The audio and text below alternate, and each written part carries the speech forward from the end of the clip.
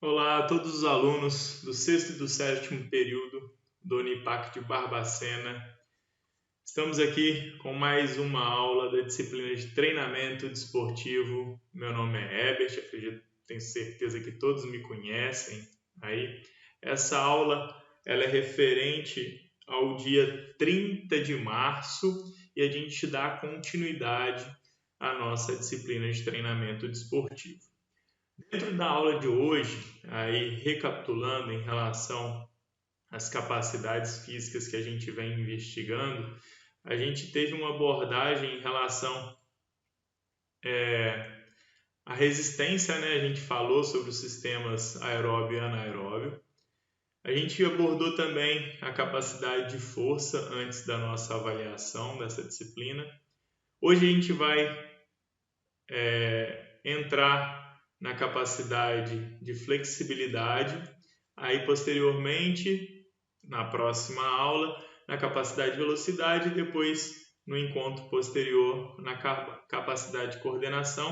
A gente vai ver todas essas capacidades, como havia falado anteriormente para vocês, para depois a gente entrar e afunilar em relação à periodização e na prescrição do treinamento, tá legal? Relacionado ao treinamento esportivo. Então a gente vai abordar nessa aula que vai falar sobre a capacidade de flexibilidade, as formas de manifestação da flexibilidade, definição de flexibilidade para alguns autores, existem definições diferentes, uso muscular e órgão tendinoso de Gold, que são importantes na flexibilidade ou para inibir a lesão, enfim, são os receptores, né? E em relação aos treinamentos e alguns testes que podem ser feitos para essa capacidade física. Em relação à capacidade de flexibilidade, né? A gente tem a flexibilidade caracterizada de uma forma geral e a flexibilidade caracterizada de uma forma mais específica. O que seria essa forma geral da flexibilidade? A gente pensa no corpo como um todo, e a gente pensa vamos treinar a flexibilidade de maneira geral e não especificando aquela modalidade. Exemplo, um atleta de futebol, ele não precisa de ter uma flexibilidade como um ginasta. Mas se a gente for falar de uma flexibilidade de uma forma geral, então a gente vai trabalhar a flexibilidade primeiro da coluna dele, fazendo alongamentos que sejam fazendo flexionamentos e trabalhando o alongamento no dia a dia, fazendo com que trabalhe essa flexibilidade geral. E a flexibilidade específica daquela modalidade, vamos colocar ele para alongar e trabalhar flexionamento dos músculos do quadríceps, da região do psoas, que são os anteriores da perna, e seria específico para aquela modalidade, no caso, o futebol que foi falado. Dentro da flexibilidade geral, e assim como também dentro da específica, né, a gente pode ter a flexibilidade estática e a gente pode ter também a flexibilidade dinâmica. E aí a gente vai ver isso também nas imagens e vídeos posteriores. Ela pode ser ativa, no caso de ativa, a pessoa que está fazendo a atividade, e ela também pode ser passiva, com o auxílio de algum implemento, elástico ou força manual, ou de alguma pessoa para empurrar ou para contribuir, fazendo com que essa flexibilidade ela ganhe amplitude, independente de quais membros, qual angulação, em angulações maiores e qual tipo de flexibilidade de membro que eu estou querendo trabalhar essa flexibilidade de articulação. E também dentro da flexibilidade específica, a gente tem a parte tipo de flexibilidade estática e a gente também tem a dinâmica, também passiva e também ativa. As formas de manifestação da flexibilidade, que foi falado anteriormente, né? Ela pode ser estática, é caracterizada pela manutenção de uma determinada amplitude de movimento, ou seja, eu estou fazendo aquela atividade de flexibilidade e eu mantenho naquela mesma amplitude de movimento, sem fazer movimento com o segmento do corpo que eu estou querendo trabalhar articulação que eu estou querendo trabalhar, essa flexibilidade. Ela também pode ser dinâmica, que é caracterizada pelo alcance momentâneo. A gente fala vamos dar um exemplo que eu estou fazendo um chute com a perna esticada aqui, fazendo uma flexão de quadril, um determinado amplitude de movimento, ou seja, eu estou fazendo o movimento e eu quero, com esse movimento, trabalhar ou treinar, melhorar a minha capacidade de flexibilidade, no caso de posteriores, de semitendinoso, semimembranoso, enfim. Aqui dando um exemplo em situação de vídeo, o vídeo não funcionou, mas eu vou colocar ele aqui agora. Vamos lá. Aqui a gente está fazendo uma atividade de flexibilidade dinâmica.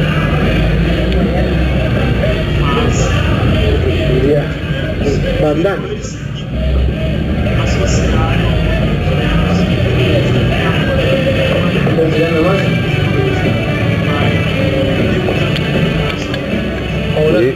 e nesse caso da outra imagem, a gente repara que a menina ela está em uma posição estática e treinando ou tentando melhorar a capacidade de flexibilidade estática dela.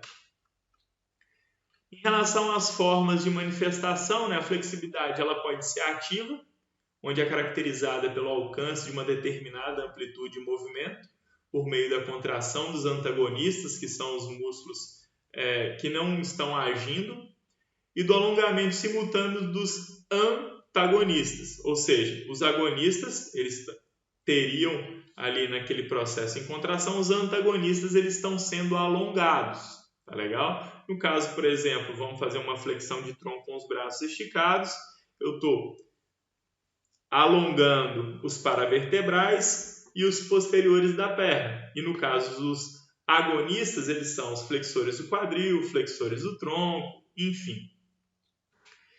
No caso de flexibilidade passiva, é caracterizada pelo alcance de determinada amplitude de movimento que não seja por meio de contrações dos agonistas e alongamento simultâneo dos antagonistas, ou seja, existe uma força externa. Exemplo que eu dei anteriormente, porém uma pessoa empurrando nas suas costas para que você ganhe amplitude de movimento, para que você ganhe a flexibilidade com o auxílio de alguém.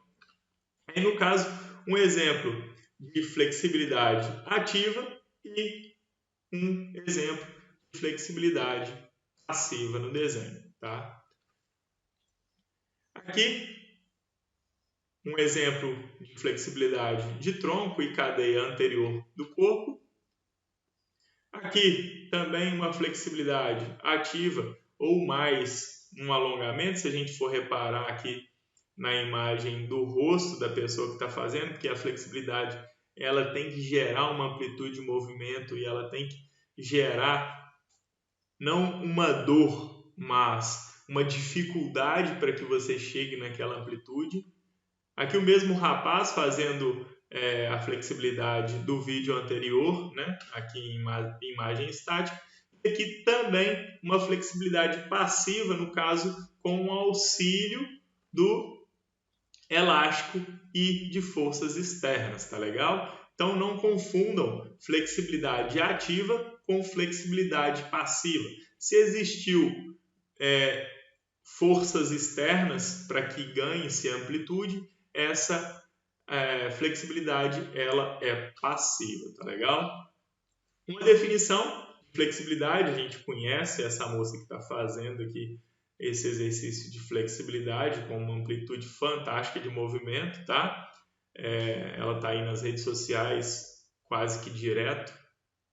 É uma capacidade física, né, responsável pela execução voluntária de um movimento de amplitude angular máxima. Ou seja, quando a gente pensa em flexibilidade, a gente fala em amplitude máxima por uma articulação ou conjunto de articulações. Ou seja, se a gente trabalha uma determinada articulação, por exemplo, tornozelo, a gente está falando daquela articulação em si. Se a gente tem envolvimento de mais articulações, quando a gente trabalha essa amplitude de movimento, a gente fala em conjunto de articulações, dentro dos limites morfológicos, né? Até porque a gente tem uma articulação envolvida, cápsula articular, a gente tem osso envolvido, sem o risco de provocar lesão. Uma outra definição de flexibilidade é a capacidade de esticar o músculo em seu máximo comprimento, ou seja, máximo comprimento, entre uma ou mais articulações. A gente fala em conjunto de articulações, né? Ou articulação única, sem causar lesões. A flexibilidade entre indivíduos, particularmente em termos de diferença do comprimento muscular, ou seja, existe uma diferença de indivíduo para indivíduo no caso da flexibilidade, assim como outras capacidades físicas, tá legal? Em relação ao fuso muscular, que ele está ali relacionado como um receptor sensitivo para que não ocorra lesão na musculatura, né? A função dele é controlar ali o comprimento do músculo, sinalizar para a musculatura o comprimento dele. Então, a gente recebe uma mensagem através do fuso muscular em que essa mensagem vai falar assim, ó, você está esticando o seu músculo demais, cuidado que ele pode lesionar. E essa informação ela vem do fuso muscular através dos receptores, tá? E o órgão tendinoso de Golgi, que é o OTG, que também é responsável por essas informações, porém, ele está responsável pelas informações de tensão muscular, tá? O órgão tendinoso de Golgi está relacionado a... Só ligar aqui rapidinho a energia. Foi. Ele está responsável por essa questão da tensão muscular, tá? São dois fatores, aspectos muito importantes quando vem informação da medula espinhal para a musculatura e eu saber ou ter essa informação para que eu não lesione a minha musculatura, legal? Em relação também, a gente faz um paralelo, uma comparação, né, entre o alongamento e a flexibilidade. Quando a gente pensa em um alongamento, a gente não pensa em uma amplitude máxima do movimento. Quando a gente pensa em flexibilidade, como a gente pode ver aqui bem nítido nas imagens, né, a imagem do alongamento, a gente vê uma amplitude de movimento básica em um exercício que costumeiramente a gente faz dentro de uma academia, porém, na flexibilidade a gente vê uma amplitude de movimento fantástica, principalmente nas ginastas, tá? O alongamento, exercício para melhoria, manutenção da flexibilidade, é uma atividade, uma capacidade que a gente pode treinar no dia a dia. A flexibilidade também é uma capacidade que a gente pode treinar no dia a dia, mas é uma capacidade física. A flexibilidade é um exercício que está inserido dentro da flexibilidade, tá? E aí, fazendo um paralelo, uma comparação entre uma capacidade, a capacidade de flexibilidade e as características de uma e de outra, né? Utilização no aquecimento, flexibilidade a gente não deve usar no aquecimento, antes da competição, né? No caso. O alongamento a gente deve usar, porque a amplitude do movimento não é máxima. Execução pós-exercício de força, geralmente a flexibilidade não. O alongamento, como não tem uma amplitude máxima, sim. Risco de extensão, quando a gente treina a capacidade de flexibilidade, existe um risco de extensão.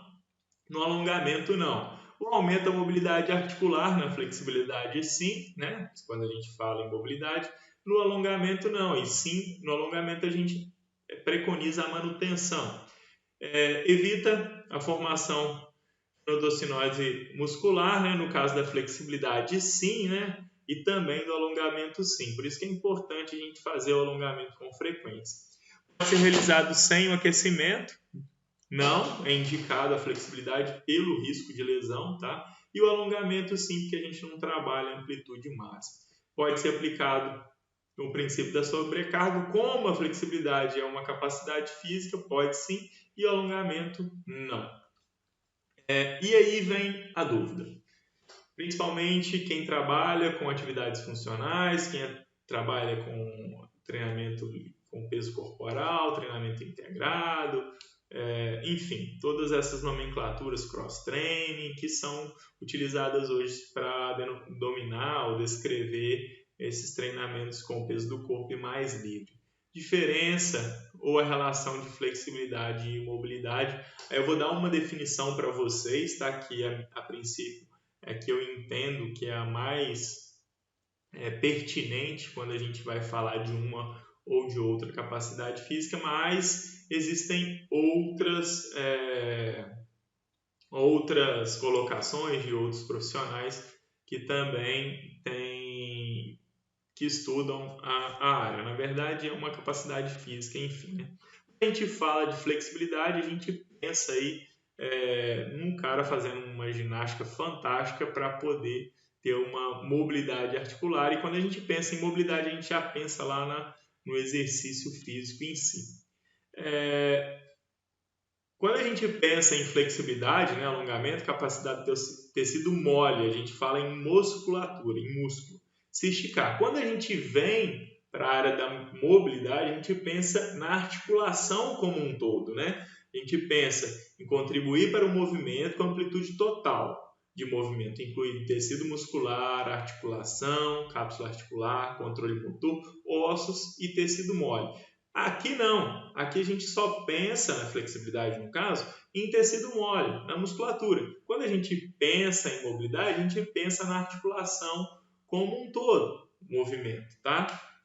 Então, eu diria que a flexibilidade faz parte da mobilidade e a mobilidade é um termo genérico que inclui a flexibilidade. Por isso que eu tenho preferência em falar, quando eu vou abordar esse tema, em mobilidade. Mas os livros relacionados ao treinamento, eles estão enfáticos em falar que a capacidade física é a flexibilidade, tá legal? Dando continuidade, né? Capacidade de flexibilidade, alguns aparelhos, instrumentos que são utilizados para avaliar essa capacidade. E aí vem algumas reflexões, né? Qual que é a idade mais sensitiva, mais propensa para eu poder treinar essa flexibilidade? Eu que vou trabalhar com atleta, ou seja, em escolinha de natação, ou seja, em escola de futebol, ou seja, em escola de basquete. Qual que é a melhor idade para eu desenvolver essa capacidade física? E a gente pensa ali, a criança tem uma boa mobilidade, uma boa flexibilidade quando é criancinha, novinha ali. Quando será que ela vai perdendo essa flexibilidade? Que ela perde porque a rotina do dia a dia dela muda e essa rotina faz com que ela perca essa flexibilidade dela. Então, os estudiosos falam que em torno de 9 a 14 anos seria interessante você trabalhar essa flexibilidade na criança. Então, assim, é uma lacuna de idade importante em que o acervo motor, essa questão da flexibilidade, ela deve ser treinada na criança. E treinada de forma talvez lúdica, caso ela não participe de esportes de alto nível, mas caso ela participe de esportes de alto nível, já em alguma equipe, ela deve treinar com mais ênfase, principalmente essa lacuna entre 9 e 14 anos, tá? Aqui esse é um aparelho, ele chama Flex Machine, ele é um aparelho que as pessoas usam para trabalhar e treinar a flexibilidade, tá? Esse aparelho, eu tive contato com ele quando eu fazia parte de um laboratório na UFMG, eu tive a oportunidade de conhecê-lo, não é muito fácil de encontrá-lo, geralmente em laboratórios realmente maiores que têm uma capacidade de pesquisa muito grande, tá? Aqui a amplitude de movimento, esse aqui é o aparelho em que o atleta ele mesmo controla e eletromiografia para dar a resposta muscular, se está sendo contraída aquela musculatura ou não, se ele consegue subir mais essa amplitude de movimento. Tá? Alguns fatores que podem influenciar a flexibilidade são importantes quando a gente vai refletir, né? Assim, qual o horário do dia que minha flexibilidade eu consigo ter uma melhor amplitude de movimento? Será que é pela manhã? E aí quem trabalha nessa área, né, do treinamento, será que meu aluno ele está mais flexível no final da tarde ou no início da tarde? Então, assim, existem pesquisas que falam, tá, que o período em que o músculo, é claro que isso vai variar de indivíduo para indivíduo, que eu consigo ter uma melhor flexibilidade entre 2 da tarde e 5 horas da tarde, tá? Esse é o período aí em que minha flexibilidade está melhor durante o meu dia. Porém, a temperatura do corpo ele vai influenciar, né? Quanto mais quente meu corpo tiver, maior amplitude de movimento, mais flexibilidade eu consigo chegar, né? O nível de fadiga, às vezes eu estou muito cansado, eu não consigo fazer uma amplitude de movimento ou adquirir uma amplitude de movimento grande, não consigo ter uma flexibilidade muito grande. O grau de excitação emocional, às vezes eu estou muito tenso, minha musculatura está tensionada e eu não consigo ter uma boa amplitude de movimento, uma boa flexibilidade. Aquecimento, né? Vai muito de acordo, às vezes o corpo está muito frio, o músculo está enrijecido ainda, eu não consigo. Aí no final dessa aula eu vou falar sobre alguma coisa relacionada à minha liberação miofascial. A capacidade de relaxamento dos músculos também é importante para gerar uma amplitude de movimento maior, maior flexibilidade. Um outro tipo de teste também que é realizado e está mais popular para nós, né? O laboratório ele tem esse banco, que é banco de Wells. Ele é um banco que avalia a flexibilidade. Alguns estudiosos falam mais relacionado à coluna vertebral. Outros estudiosos falam os posteriores da perna como um todo, né? Cadeia posterior. E outros estudiosos falam que avalia só a coluna e outros falam que avalia mais a parte posterior da perna. Ao meu entender, avalia flexibilidade da cadeia posterior como um todo, né? Tanto dorsal quanto parte de membros inferiores. Lá. Também um aparelho que avalia a flexibilidade, que é o goniômetro, né? Ele vê quantos graus de movimento a pessoa tem em determinada articulação ou determinadas articulações. Tá?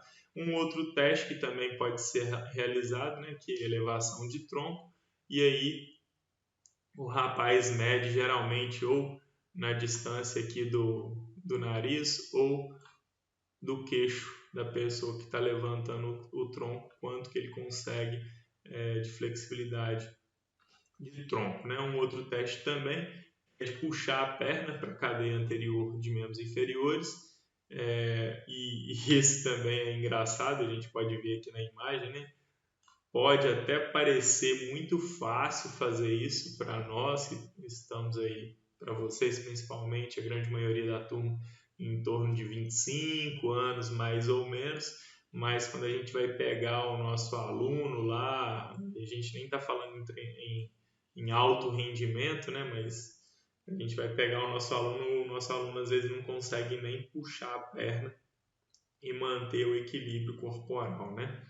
E aqui a plataforma vibratória, não sei se vocês conhecem, mas existem estudos também que falam que ela auxilia no ganho de amplitude, ganho de flexibilidade de movimento, né? No caso de um teste, aqui o torque principal da eletromiografia é onde que o atleta, o aluno, ele consegue ter a maior amplitude de movimento dele aqui no teste que usa a eletromiografia e usa o aparelho, né? Algumas coisas que a gente deve levar em consideração quando a gente está treinando a flexibilidade, né? Quanto tempo que está durando aquela atividade? Alguns estudiosos falam aí em torno de 15 a 20 segundos de atividade, principalmente nas atividades passivas, tá? Onde que a gente consegue gerar uma amplitude de movimento bem grande. Qual que é a intensidade, né? Geralmente nas atividades que são feitas passivas com auxílio de alguém ou alguma força externa, a gente consegue ter uma maior intensidade, maior amplitude de movimento. A frequência, quantas vezes na semana que eu devo treinar essa capacidade?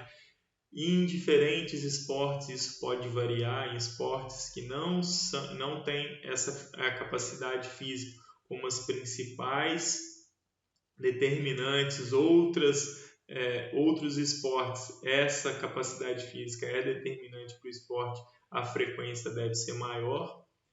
O volume semanal, quantas vezes na semana, quanto tempo total de treinamento que eu devo fazer. A gente pensa aí, quando essa capacidade é uma capacidade determinante para aquele esporte, a gente pensa em 4 ou 5 vezes na semana.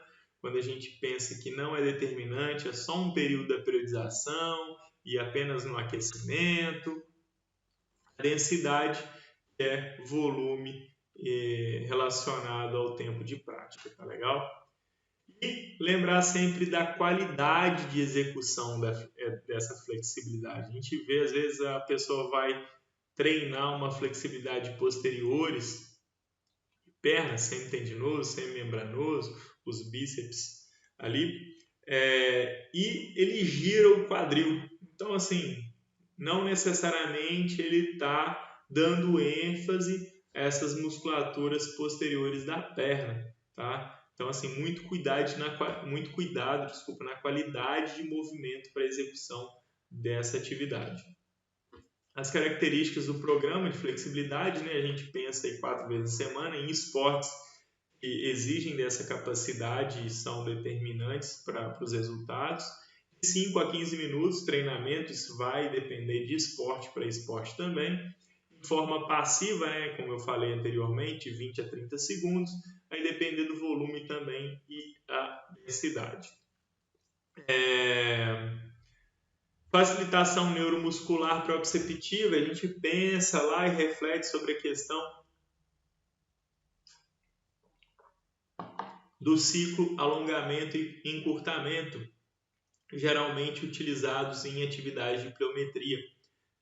E geralmente quando a gente pensa nesse ciclo encurtamento, estiramento e encurtamento, a gente pensa em ganho de amplitude muscular, já que essa mensagem vai direta lá para a musculatura, e em alguns estudos fala-se que com esse alongamento e encurtamento, quando eu peço para uma pessoa fazer força e eu estou segurando esse membro, depois eu ganho um pouco de amplitude, consigo empurrar mais esse membro, eu consigo ganhar mais amplitude de movimento de acordo com a facilitação neuromuscular proprioceptiva, tá? Baseado na estimulação dos proprioceptores, né, para aumentar a demanda feita no mecanismo neuromuscular, pode simplificar, obter algumas respostas, né? Isso alguns estudos já falam que existe ganho de amplitude no caso de trabalhar dessa forma, tá legal? Um outro estudo que também é interessante, na verdade o anterior não é um estudo, mas são estudos que falam sobre esse assunto da facilitação neuromuscular quando a gente tem um trabalho da capacidade de flexibilidade passiva com alguém contribuindo aí na atividade. Efeito imediato, né, no caso desse artigo, da autoliberação miofascial sobre a flexibilidade de jovens atletas. Aí quando a gente pensa aí na autoliberação miofascial, a gente pensa, né, na musculatura e a cápsula muscular lá envolvendo a musculatura. Quando a gente tem essa liberação, seja ela manual, tá? Eu tenho a musculatura, eu faço a liberação manual, ou seja, com implementos, Muitos estudos vêm falando que quando eu faço essa liberação miofascial, que ficou bem popularmente conhecida, principalmente na Copa do Mundo, com os atletas de futebol utilizando aqueles rolinhos para fazer essa liberação, eu tenho um ganho de amplitude articular, um ganho de flexibilidade naquela articulação que eu fiz a liberação miofascial, tá legal? Então, existem muitos estudos nesse sentido. Para finalizar, acredito que eu tenha abordado tudo que é importante para a prescrição e para definição da flexibilidade. A gente finaliza aí com uma atividade que vai estar descrita lá no Blackboard. Descreva 3 esportes olímpicos que você acredita terem os atletas com a capacidade de flexibilidade mais bem desenvolvidas, né? Os 3 principais, ao seu ver, existem esportes que a flexibilidade é determinante e existem esportes que os atletas só fazem a manutenção da flexibilidade, não tem tanta necessidade, ela não é determinante para o ganho de medalhas, enfim.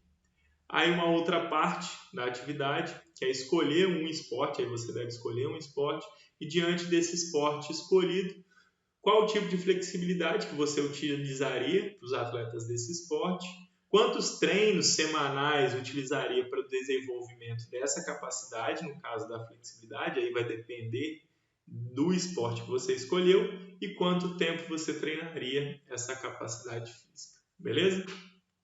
Mais uma vez, muito obrigado pela atenção de vocês, bons estudos, precisando de qualquer coisa, eu estou aqui à disposição, é sempre um prazer poder contribuir no conhecimento de vocês. Um abração e até a próxima.